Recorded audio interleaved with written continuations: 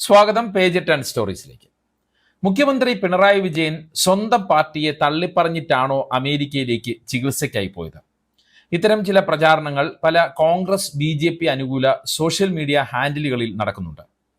American visa കിട്ടാൻ അവിടുത്തെ നിയമം അനുസരിച്ച് കമ്മ്യൂണിസ്റ്റ് പാർട്ടിയുമായി ബന്ധമില്ലാത്ത ആളാണെന്ന് എഴുതി കൊടുക്കണമെന്നാണ് പ്രചാരണം.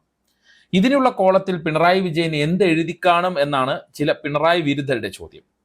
എന്താണ് സത്യം? അമേരിക്കയിൽ അങ്ങനെ ഒരു നിയമമുണ്ടോ? അത് പിണറായി വിജയന് ബാധകമാകുമോ?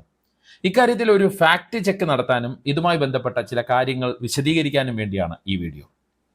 US immigration and nationality act section 212A3D American നിയമത്തിലെ ഈ സെക്ഷനെ ബന്ധപ്പെടുത്തിയാണ് പലരും മുഖ്യമന്ത്രി പിണറായി വിജയനെ കുത്തി സോഷ്യൽ മീഡിയയിൽ പോസ്റ്റ് ഇടുന്നത്. എന്താണ് യഥാർത്ഥത്തിൽ ഈ സെക്ഷൻ പറയുന്നത്?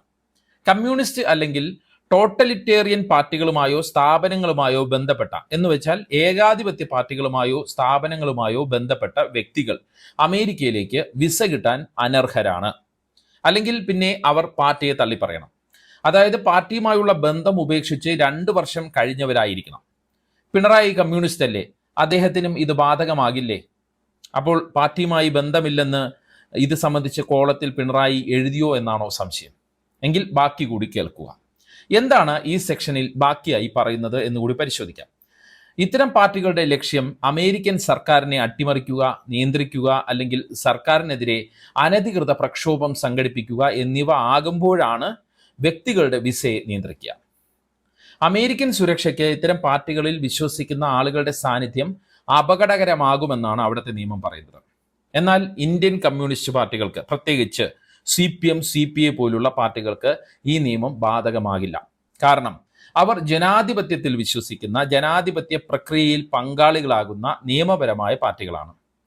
ടോട്ടലിറ്റേറിയൻ അല്ലെങ്കിൽ ഏകാധിപത്യ പാർട്ടികളല്ല എന്നർത്ഥം. അതുകൊണ്ട് തന്നെ പിണറായിക്ക് അമേരിക്കയിലേക്ക് ചികിത്സയ്ക്ക് പോകാൻ CPM എന്ന അദ്ദേഹത്തിന്റെ പാർട്ടിയെ തള്ളിപ്പറയേണ്ട കാര്യമില്ല.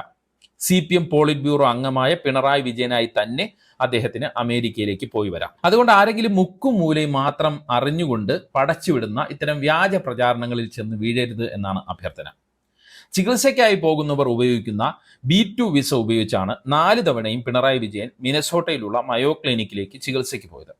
മാത്രമല്ല ജനാധിപത്യ ഇന്ത്യയിലെ ഒരു സംസ്ഥാനത്തിന്റെ മുഖ്യമന്ത്രി എന്ന നയതന്ത്ര പരിരക്ഷയും അദ്ദേഹത്തിനുണ്ട്. പിന്നെ നടക്കുന്ന മറ്റൊരു പ്രചാരണം അമേരിക്കയെ പിണറായി വിജയൻ തെമ്മാടി രാഷ്ട്രമെന്ന് വിളിച്ചു എന്നാണ്. എന്നാൽ അതും സത്യമല്ല. കാരണം അദ്ദേഹം തെമ്മാടി രാഷ്ട്രമെന്ന് വിശേഷിപ്പിച്ചത് ഇസ്രയേലിനെയാണ്. ഇറാനിൽ ഇസ്രയേൽ ആക്രമണം നടത്തിയപ്പോഴാണ് പിണറായി ഏറ്റവും ഒടുവിലായി അത്തരം പരാമർശം നടത്തിയത്. നമുക്കറിയാം അമേരിക്കയിലെ വിസ നിയമങ്ങളെല്ലാം ശക്തമാണ്. എന്നാൽ അതിൽ തന്നെ കൃത്യമായ ഇളവുകളുമുണ്ട്. നേരത്തെ പറഞ്ഞ സെക്ഷൻ തന്നെ പ്രധാനമായും ബാധിക്കുക കുടിയേറ്റ ലക്ഷ്യത്തോടെ എത്തുന്നവരെയാണ്. അല്ലാത്തവർക്ക് സാധാരണയായി ഈ ചട്ടത്തിൽ ഇളവുകൾ നൽകാറുണ്ട്. അമേരിക്കൻ പൗരന്റെ അല്ലെങ്കിൽ അമേരിക്കയിൽ സ്ഥിരതാമസമുള്ള ആളുകളുടെ അടുത്ത ബന്ധുക്കൾ എന്നിവർക്ക് മാനുഷിക പരിഗണനകൾ കൊണ്ടും കുടുംബ ഐക്യം ഉറപ്പാക്കാൻ വേണ്ടിയും ഇളവുകൾ നൽകും. പക്ഷേ പശ്ചാത്തല പരിശോധനയിൽ അവർ രാജ്യസുരക്ഷയ്ക്ക് ഭീഷണി അല്ലെന്ന് തെളിയിക്കണം. 2005 ഗുജറാത്ത് മുഖ്യമന്ത്രിയായിരുന്ന കാലത്ത് നരേന്ദ്രമോദിയെ രാജ്യത്ത് പ്രവേശിക്കുന്നതിൽ നിന്ന് അമേരിക്ക വിലക്കിയിരുന്നു. 2002 ഗുജറാത്ത് കലാപത്തിന്റെ പേരിലായിരുന്നു അന്ന് മോദിക്ക് വിസ നിഷേധിച്ചത്.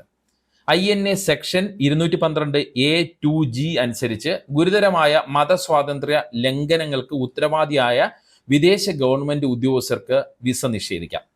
ഇതനുസരിച്ചാണ് നരേന്ദ്രമോദിക്ക് അന്ന് അമേരിക്ക വിലക്ക് ഏർപ്പെടുത്തിയത്.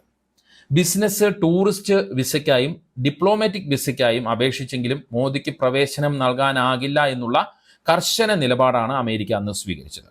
ഇത് ഇന്ത്യയിൽ വലിയ രാഷ്ട്രീയ വിവാദം വരെ ആയിട്ടും അമേരിക്ക ശക്തമായ നിലപാടിൽ തന്നെ അന്ന് തുടർന്നു. പിന്നീട് മോദി ഇന്ത്യൻ പ്രധാനമന്ത്രിയായി തിരഞ്ഞെടുക്കപ്പെട്ടതോടെയാണ് ആ വിസ വിലക്ക് സ്വമേധയാ ഇല്ലാതായത്. പറഞ്ഞു വന്നത് അത്രത്തോളം കർശനമാണ് അമേരിക്കയിലെ വിസ നിയമങ്ങൾ എന്ന് സൂചിപ്പിക്കാനാണ്. അമേരിക്കയിലെ വിസ ചട്ടങ്ങളിൽ കമ്മ്യൂണിസ്റ്റ് പാർട്ടികളോട് എന്താണ് ഇത്ര വിരോധം? അതെന്താ, അമേരിക്കയിൽ കമ്മ്യൂണിസ്റ്റ് പാർട്ടികളില്ലേ? ഇങ്ങനെ ഒരു സംശയം നമുക്കുണ്ടാകും. അമേരിക്കയിലും കമ്മ്യൂണിസ്റ്റ് പാർട്ടികളുണ്ട്.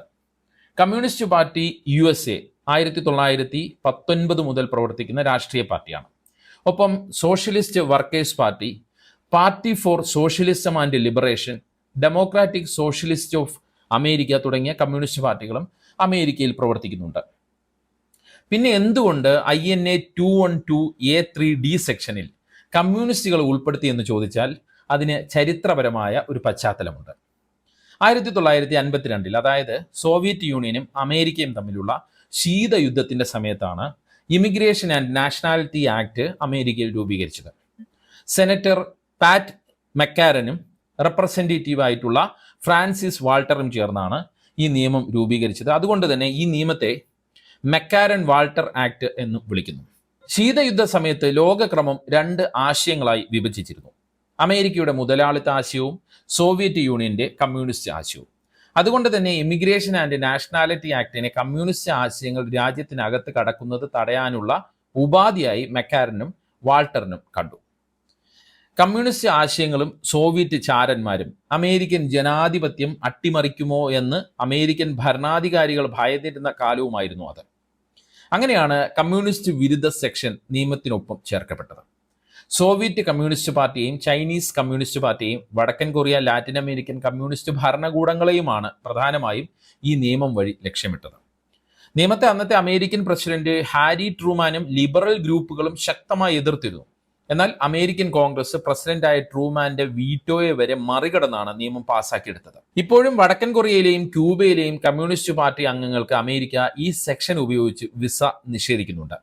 ചൈനീസ് കമ്മ്യൂണിസ്റ്റ് പാർട്ടി അംഗങ്ങൾക്ക് ചില ഘട്ടങ്ങളിൽ ഇളവ് നൽകുന്നുമുണ്ട്. അതായത് ചുരുക്കി പറഞ്ഞാൽ പിണറായിയുടെ കാര്യത്തിൽ അമേരിക്കയിൽ പോകാൻ നേരത്തെ പറഞ്ഞ സെക്ഷൻ അനുസരിച്ച് ഒരു തടസ്സവുമില്ല. ഗുജറാത്ത് മുഖ്യമന്ത്രിയായിരുന്നപ്പോൾ മോദിയുടെ കാര്യത്തിൽ സംഭവിച്ചത് മറ്റൊരു പ്രശ്നമാണ്. അല്ലാതെ ജനാധിപത്യ ഇന്ത്യയിൽ നിന്നുള്ള നിയമപരമായി പ്രവർത്തിക്കുന്ന പാർട്ടികളുടെ നേതാക്കൾക്കോ പ്രവർത്തകർക്കോ അമേരിക്കൻ വിസ നിഷേധിക്കപ്പെടുന്ന സാഹചര്യമില്ല. ഒരു കാര്യം കൂടി പറഞ്ഞ് അവസാനിപ്പിക്കാം. രാഷ്ട്രീയമായി ഒരു വ്യക്തിയെ വസ്തുനിഷ്ഠമായി വിമർശിക്കാം. അതിനുവേണ്ടി വ്യാജ പ്രചാരണങ്ങളെ ആശ്രയിക്കരുത്. ഒപ്പം ഒരാളുടെ അസുഖത്തെ കേന്ദ്രീകരിച്ചല്ല വിമർശനങ്ങൾ മുന്നോട്ട് വെക്കേണ്ടത്. അതിപ്പോൾ പിണറായി വിജയനായാലും വി.ഡി. സതീശനായാലും നരേന്ദ്രമോദി ആയാലും അങ്ങനെ തന്നെയാണ് നിലപാട്. കാരണം ആത്യന്തികമായി അവരെല്ലാം മനുഷ്യരാണ്. അതിനുശേഷമാണ് രാഷ്ട്രീയക്കാരാകുന്നത് എന്നത് നമ്മൾ ഓർക്കണം. ഈ വീഡിയോയെക്കുറിച്ചുള്ള നിങ്ങളുടെ അഭിപ്രായങ്ങൾ കമൻറ്റ് ചെയ്യുക. വീഡിയോ അപ്ഡേറ്റുകൾക്കായി കമൻറ്റ് ബോക്സിലുള്ള വാട്സപ്പ് ലിങ്കുകൾ ക്ലിക്ക് ചെയ്യുക. നന്ദി, നമസ്കാരം.